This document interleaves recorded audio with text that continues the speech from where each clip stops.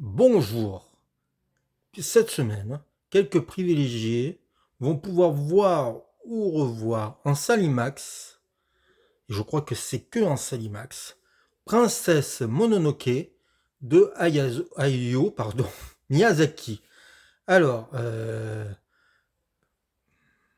je crois que c'est je crois, hein, que c'est le premier Miyazaki qui est sorti euh, dans un grand qui est sorti à une date, qui n'est pas sorti dans des salles d'art d'essai, mais qui est sorti comme n'importe quel film, et qui n'est pas sorti trop en retard. Parce qu'en fait, les Miyazaki, Porco Rosso peut-être avant, je suis pas sûr, on les a pas eus.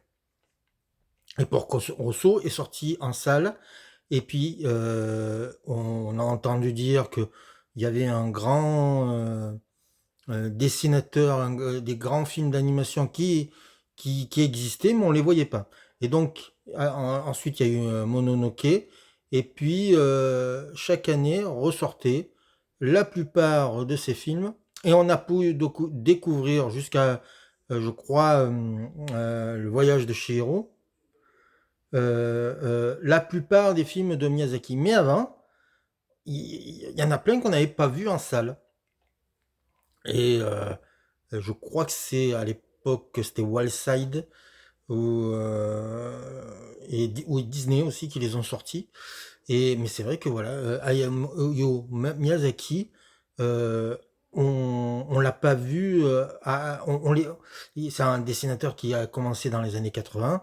Je suis pas sûr que par exemple son premier film, le, euh, le château de Cagliostro, est sorti en salle en France.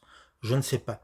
Mais en tout cas, voilà, ça a été compliqué au début de voir les films de Miyazaki, mais il y avait une rumeur latente qui disait, voilà, il y a un génie quelque part qui fait des superbes films d'animation. Et puis un jour, il y a eu un premier essai, je crois, avec Porco Rosso, peut-être mon voisin Totoro, si je suis pas entièrement sûr de ça, et grosse sortie avec Princesse Mononoke. Si je me souviens bien, c'était en janvier, et ça a été un choc esthétique. C'était un film d'animation qui était épique, qui était un peu violent, qui pouvait faire peur. Moi, je me souviens des sangliers avec la vermine qui grouille sur eux. J'étais pas à l'aise avec ça. C'est quelque chose qui chamboulait, qui dérangeait et qui, en même temps, parlait d'écologie. Et ça a été ouais, une révolution. On a vu enfin un film d'animation euh, qui, on pouvait dire, était une version sombre de ce que pouvait faire Disney. Disney, c'est l'époque des Rois Lions, des machins comme ça.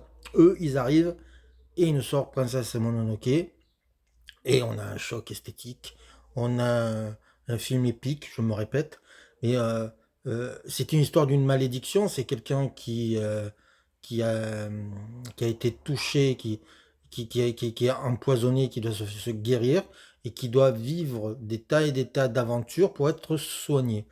Et c'est le film, j'ai l'impression, qui est le plus proche de Miyazaki, de Kurosawa, pardon, excusez-moi. Je couperai pas ça en montage parce que j'en fais pas. Mais voilà, c'est quelque chose qui est, voilà, on a des séquences absolument démentes que Kurosawa n'aurait peut-être pas eu peur si il avait osé le fantastique, ce qu'il n'a jamais. Quoique il a fait l'onirique, donc peut-être qu'il aurait pu le faire. Je dis des bêtises. Mais voilà, on est dans la ligne droite du cinéma japonais, mais quelqu'un qui transcende les codes et qui fait un putain de chef-d'œuvre. Ça dure 2h10 et c'est visuellement une claque.